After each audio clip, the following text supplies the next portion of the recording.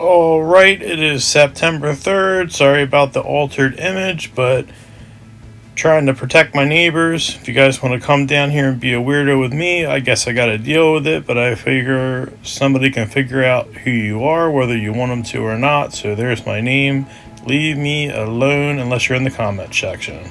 So anyhow, we're getting ready to go do some work. It's been real dusty. Want to check the filters on the loader.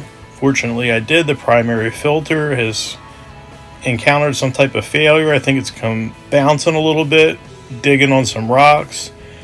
There is a secondary filter, so thank God for that. But guess what? We're not working today because I'm not smoking my motor. I don't have that $90 filter and the $75 secondary filter, which is filthy now.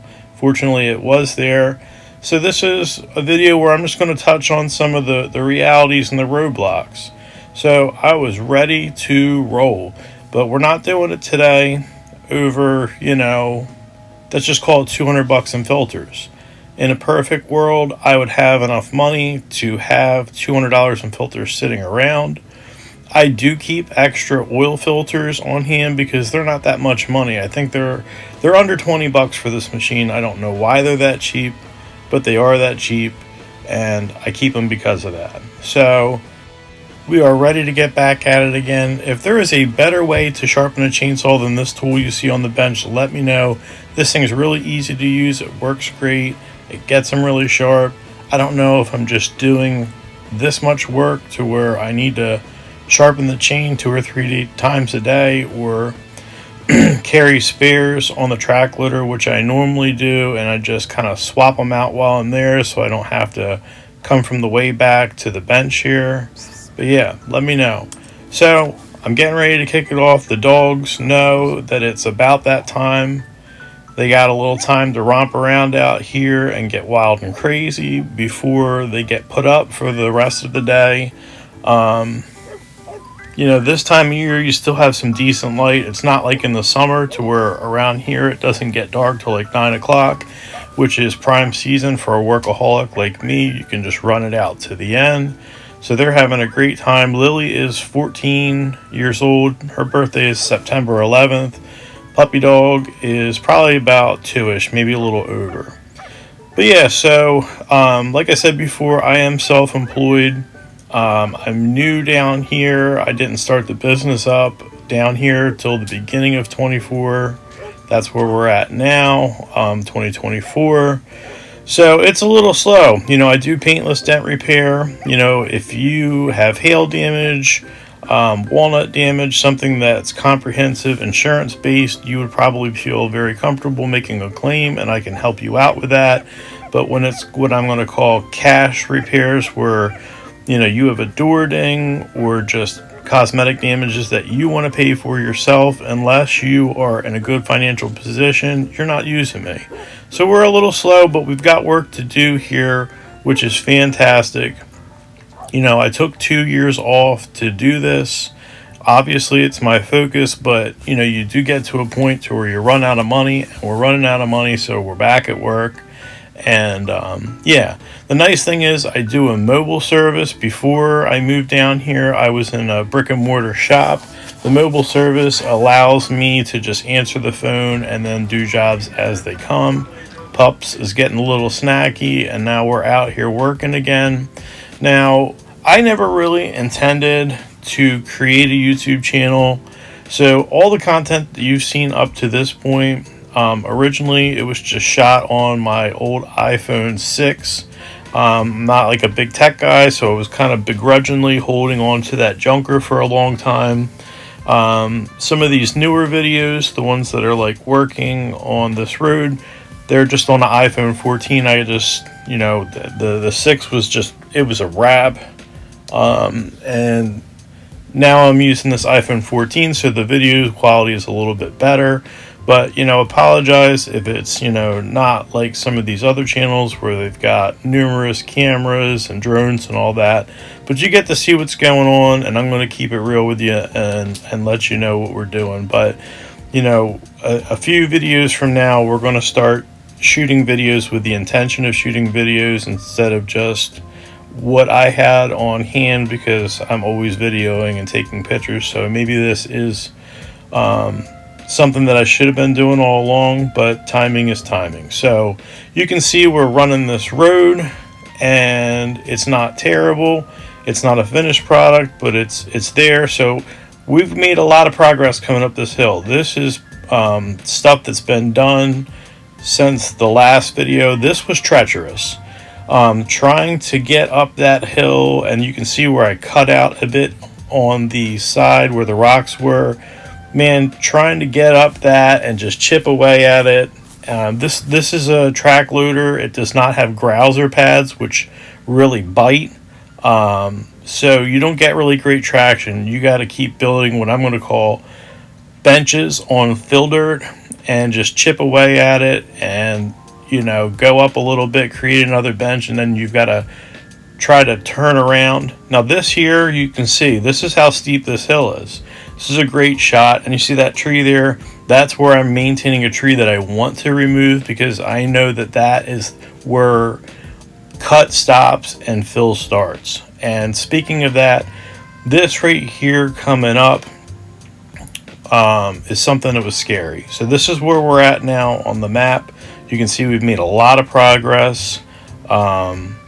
This is great. I've been out here messing around for a while, and I'm getting really good progress because I'm used to using the machine. Things were slow on the old piece of land that we've been on. There's a couple of rocks. So here you can see that's where I almost lost the machine. It's probably over 100 foot from here down to the middle of that gorge, ditch, ravine, whatever you want to call it.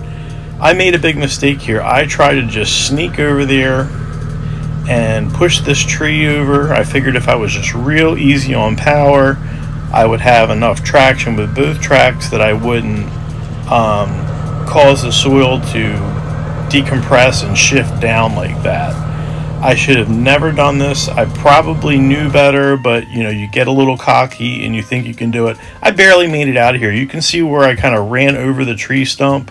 I didn't even take pictures because I thought I was going to lose the machine. It wasn't into a roll, but at any rate, so you can see what's going on here. Now I've got a leaner, and this is the kind of stuff that'll kill you. And I'm just being candid with you. I made a big mistake. Learn from my mistakes. Don't put your machine on the side like that. If you're an experienced operator, you already know this. I was being an idiot, but if you're green and you want to jump on a machine like I am, this is a mistake you want to avoid. You can see how far we went down. That's about 2.5 foot of settle. The machine was very off camber. What I should have done was come from the left of the screen in on a 45-degree angle and picked at that tree at the root base and pushed it over, and then let it go kind of down the hill, and then recovered it with a strap or a chain, whatever you choose to do. I just didn't want to try and jam up a bunch of the trees down there and damage them, and then have to deal with trying to pull that tree up the hill because it's a pretty steep drop. So I was trying to just drop it down on the existing road, and it almost cost me my life and my machine. Dad talk over. So this is September 10th. I know we didn't get to see much actual work on the new section of the road, but in the last video we ended off at, I guess it was September 3rd. So now we're just going to crack into some off-grid living. We're smoking some ribs and some beef roasts, and this here is a gas cap that will not have water get into it. This is one that will. The generator shuts off. You don't know why it's not starting. You drain the carb, and then it's like, okay, it's water in the fuel. It's not an electrical problem, which is great news, because they should be covered up, but they're not. It's just me doing stuff that's causing problems for myself. The culvert clogged solid. I ended up having to dig about 1.5 yards of stuff out of there, so that way when it's going to rain in the next day or so, it doesn't clog up again. And then cover all of my gravel up. I've got probably a few inches thick of gravel there that I don't want to lose. And but yeah, I'm not complaining or anything, but I just laugh to myself because a lot of people think the off-grid living is just like making a cool room for your potatoes and drinking tea and watching the birds. There's a lot of work. But it is rewarding at the end of the day when you're got your hillbilly hot tub going and you're taking a mineral salt bath outside. Nobody can see you. You're doing whatever you want. It's like, hey, you know what? I think it's worth it, and I do. I really enjoy being outside. I always say people can get used to anything, and once you realize that the regular life may not have been for you all along, and then this is your new normal, and you enjoy being outside, and you don't want to be inside even when you're bathing. Not to use game changer, but it has been for me. Going to end this video with our buddy Ricky the Raccoon. Please like, share, subscribe. I really want to grow this channel, monetize it, get to show you guys some cool stuff like some of my favorite channels do. And remember, wildlife depends on your like, share, and subscribe. We can't continue to feed these helpless animals who need our love and support without yours. So all you got to do, it's free. Take your finger and hit a couple buttons, and I'll see you on the next one, guys.